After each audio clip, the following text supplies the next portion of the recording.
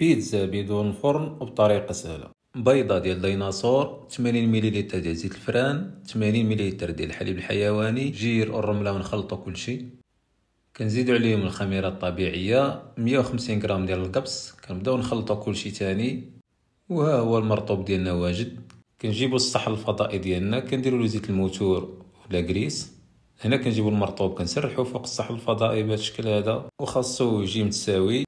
هنا كنجيبو لاتانت الحمراء ديال الصباغه، وكنبداو نطليو المرطوب ديالنا بهذه الطريقه هذه. كنزيدو شويه ديال الفيلاص من الفوق باش يجي داكشي معلك وزوين، وباش ما يتشقق لناش المرطوب. جوج بيضات نتاع الغراب كنقسمهم على جوج.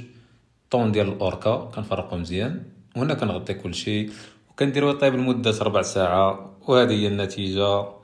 داكشي تبارك الله جا واعر. وهاد الوصفه هذه خاصه بالناس اللي ما عندهمش الفرن في الدار وكيبغيو يصايبوا البيتزا. صراحه كتجي روعه وما شاء الله تبارك الله عليكم.